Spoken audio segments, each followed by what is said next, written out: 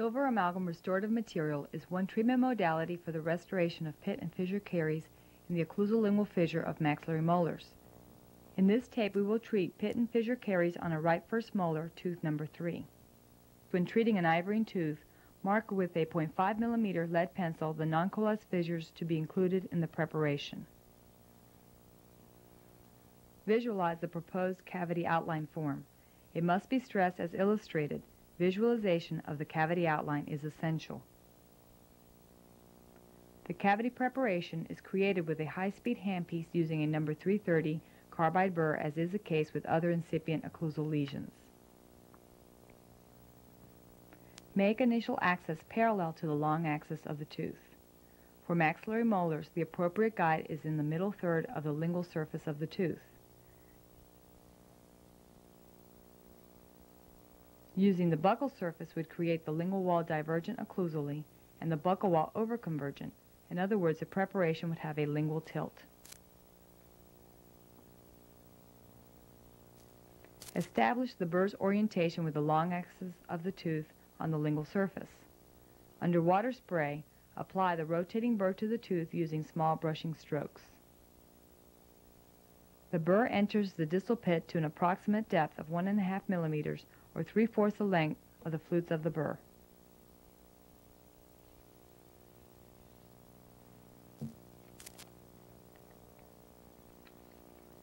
If at this depth the pulpal wall does not extend 1/2 millimeters into dentin or is not 1.5 millimeters in depth, deepen the cavity preparation in this area.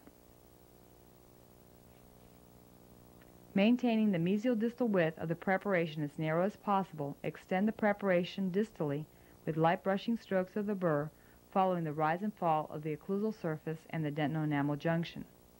Remember, the cutting action of the burr is to prepare the pulpal wall flat with respect to the dentino-enamel junction and the mesial and distal walls to converge occlusally.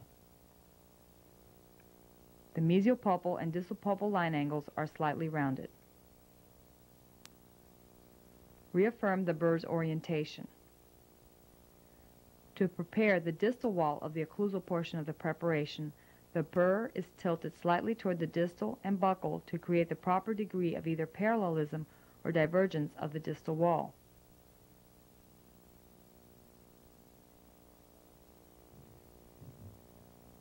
As the external lingual surface is reached, carefully exit through onto the lingual surface, maintaining the burr parallel to the long axis of the tooth occlusally and perpendicular to the lingual surface.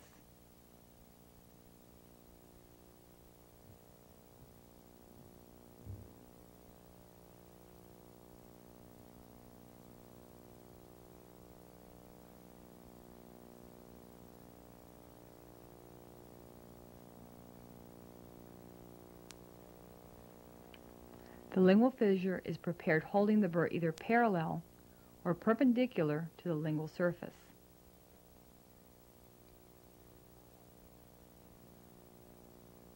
With a parallel orientation, the burr is held parallel with the lingual surface and fissure. A buccal inclination of the burr is necessary to establish the preparation evenly 1/2 millimeter into dentin. With a perpendicular orientation, the burr is rotated to the lingual so it is perpendicular to the lingual surface.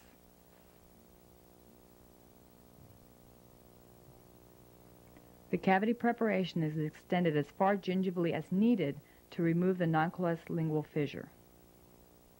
Penetrate the tooth 1/2 the length of the flutes of the burr, which is approximately 1 millimeter.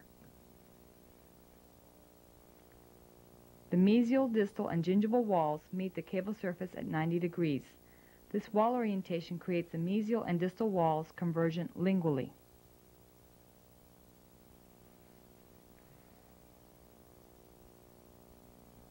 Round the axial pulpal line angle. Leaving this line angle sharp increases the possibility of fracture of the amalgam because of inadequate depth and concentration of stress in this area. Remove any remaining decay. A spoon excavator is used to feel the texture of the dentin. Carious dentin feels soft, is dull or chalky, and can be removed with hand or rotary instrumentation. A round burr in the slow-speed handpiece is used to remove the decay. The largest round burr that fits in the cavity is used to prevent a mechanical perforation of the pulpal chamber. Then the spoon excavator is used as a final verification that all caries has been removed.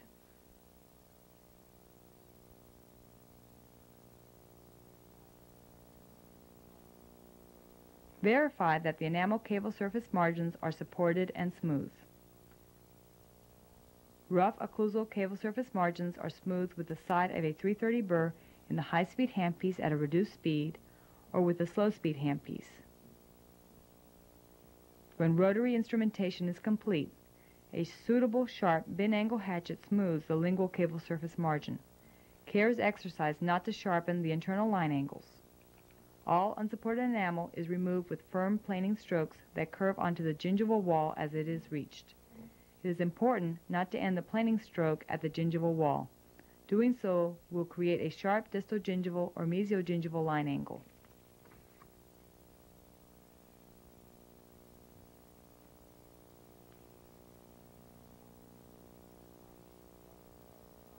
Cavity debridement is accomplished with water spray followed by gentle drying with a stream of air, being careful not to desiccate the dentin.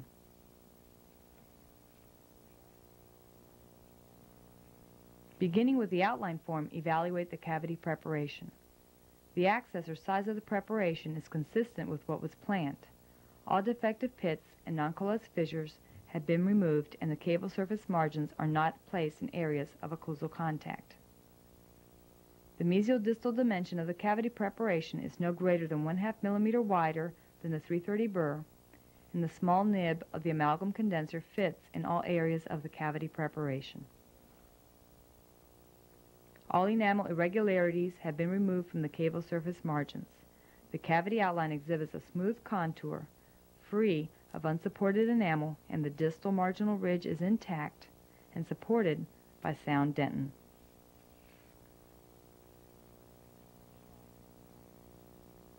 Internally, the pulpal wall is established 1/2 millimeters into dentin, but is never less than 1.5 millimeters in depth, nor greater than 2 millimeters in depth measured from the cable surface margin. The axial wall is also 1/2 millimeters into dentin, but is never less than 1 millimeter in depth. Internal line angles and the axial pulpal line angle are rounded and the walls are smooth. The pulpal and axial walls are flat.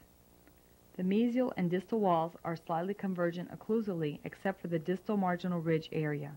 Here the distal and buccal walls are either parallel or slightly divergent occlusally.